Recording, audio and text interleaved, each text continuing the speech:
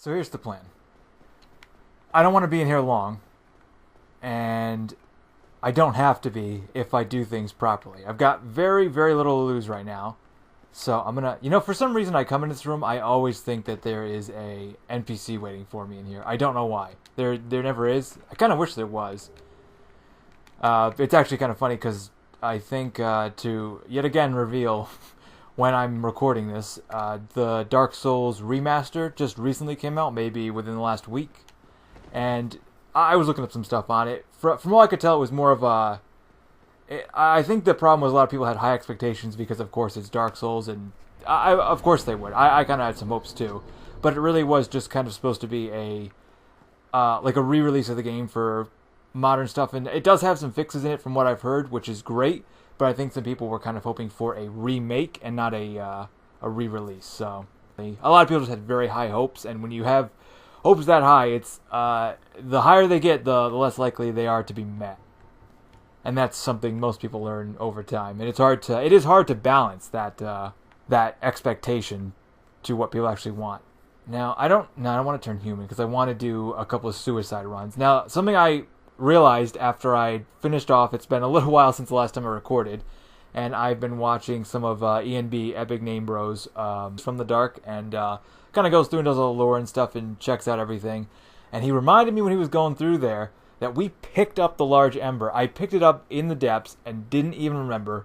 For some reason, I thought the Moonlight Butterfly has the large ember. It does not. It has the other ember for, I think, divine weapons. So we have a large ember, and I want to use it. I want to go back to the blacksmith and get our sword up past +5, because we really, really need that. And maybe on the way up there through the Valley of the Drakes, we will pick a few things up, because I'm not backtracking through Blighttown. We're not doing that.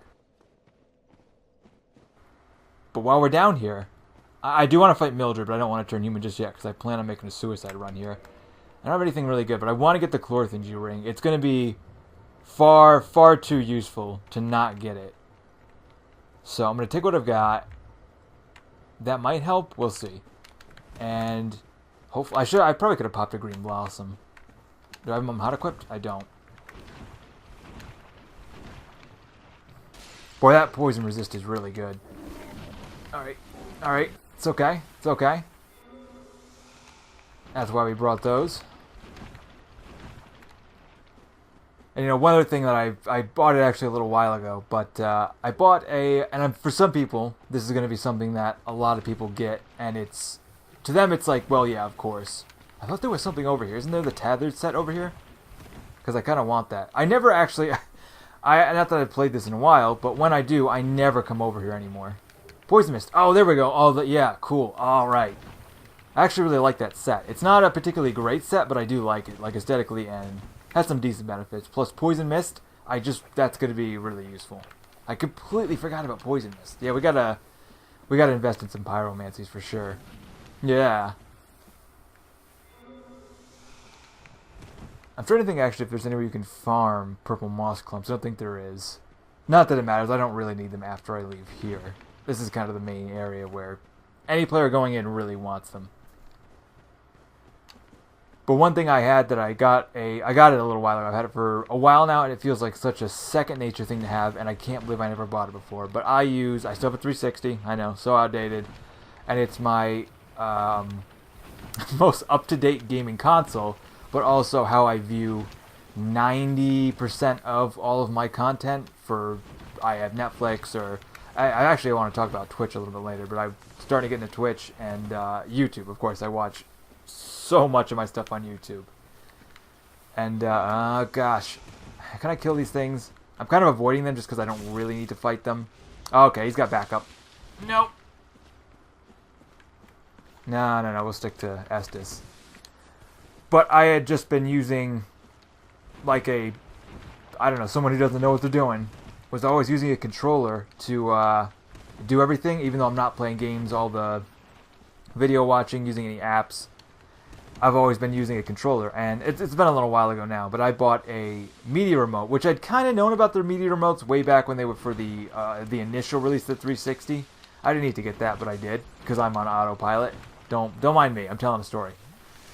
And, wow, if you have an up-to-date console, or anything that can use a media remote as opposed to a controller. If you're using a controller right now and you view a considerable, if not all of your content via apps or things like Netflix or YouTube on a console, buy a media remote. It's worth the $20. Gosh, it's one of the best purchases. Just sometimes you buy something like that and you think, wow, I would have paid so much more for this based on how convenient it is for me. The value in like, I put a very high value personally on convenience. Some people don't. Some people will do the most inconvenient stuff to save very, very small amounts of money. And that's your call if that's what you do. There was definitely a time where plank shield, good old plank shield. We should switch to the plank shield. I've never used it. I should use it. And this is one of the best. If it weren't for the internet, I wonder if anyone would. I'm sure someone would find this out. But this is one of the best secrets in Dark Souls. Double illusionary wall. That's why I love this game. That was just one of the things that when I discovered that, which I didn't discover it on my own, I was told about it. Awesome. And the Great Hollow is such a cool area. It's a vertical area, and vertical areas are challenging to design, in my opinion. Oh, crap. Let's not waste all of my health. I wonder what died. And let's not forget all of my controls. I always forget there's a bonfire here, too. We're going to definitely get the Chlorthangy ring if I can remember how to grab it. But, I don't remember, so we might die. And if we can grab it without dying, we're going to go all the way to the bottom just to hit the bonfire, just so we can warp there later. I know this is kind of sidetracky. I'm probably going to cut this up a little bit, but Alright, please.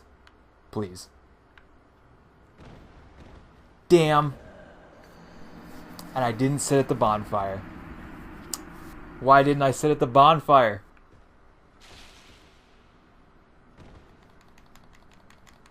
There we go. Okay, just had to move a little bit further down.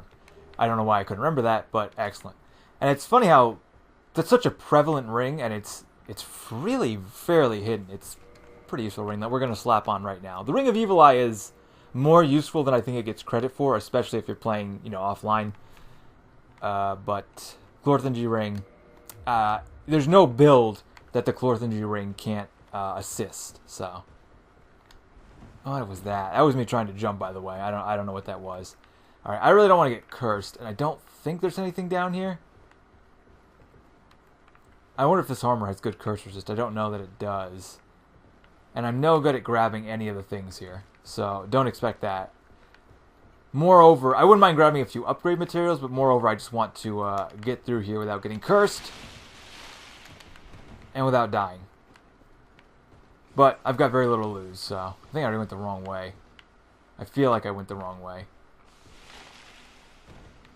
Yeah, maybe. I've most certainly, in all of my playthroughs, not that that's the thing, I never come to the Great Hollow. And I don't think most people really do on a regular playthrough. There's just not really a reason to. Is there something right over here? Oh, I forgot that ladder was there. Darn it. Ah! Okay. Well. No, I guess you have to jump for that one. No! Oh, chug. Oh, yeah. No. Okay, curse resist still really, really bad. I think you actually improve your curse resist by just being human. So I guess it would have been beneficial for me to be human, but it's okay. We're getting out of here. We're getting out of here. Alright, now we just got to get past the mushroom people. The most formidable enemies in the game. Alright. Nope. We're not even... If there's one enemy we're not going to fight. I actually really like those enemies, but no. No. Speaking of other enemies we're not going to fight. Absolutely not fighting the Hydra. That would take... Already the Hydra is... I like the Hydra. I like the idea. I like it being a mini-boss.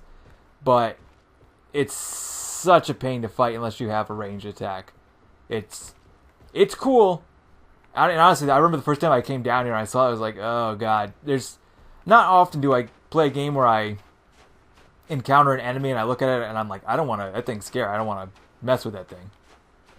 I wonder if there are Hydras in Dark Souls 3. I don't want that spoiled for me, but they're kind of a unique enemy in this game. There's 3 total, I think. Oh, he got me. Interesting. I remember there being a lot more distance between me and him when I'm making the run there. Yeah, see, this time, I don't know how I triggered him last time, but he was much further away this time. Getting closer, but still. Now I'm in the clear zone. Interesting. I wonder what I did to get him, because I definitely sat at the bonfire. That's strange. Boy, I really do like this area. I wish there was a lot more to this area. And just in the sense that it's meant to be so hidden. That in itself makes it cool, but it's paired with the fact that it's cool on its own. Now, I know there's something in here. I think it's a mirror. I don't remember you being there. I don't remember a lot of things. My memory is slipping. It's interesting. I remember there being one inside, but not outside. Now, I'm almost certain that's a miracle. So let's see if I can grab that. No. No. No. We gotta upgrade this thing. It's good that I've got the rings on. It's definitely helping. Okay, well, this turned into not so good really quick.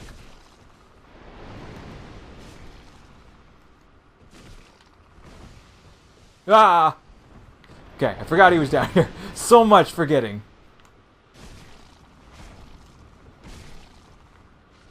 There it is.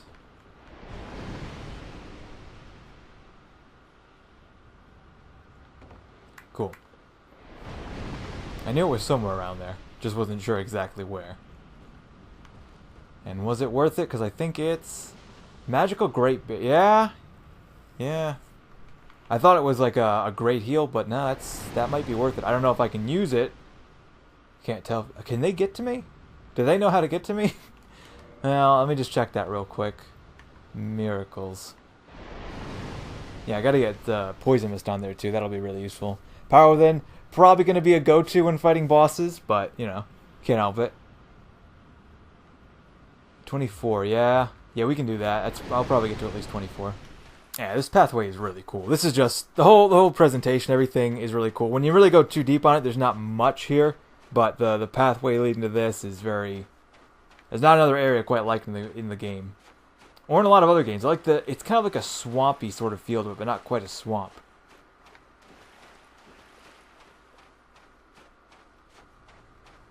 And this might be one of the. How many bonfires are already lit in the game when you get to them? Because this bonfire is already lit.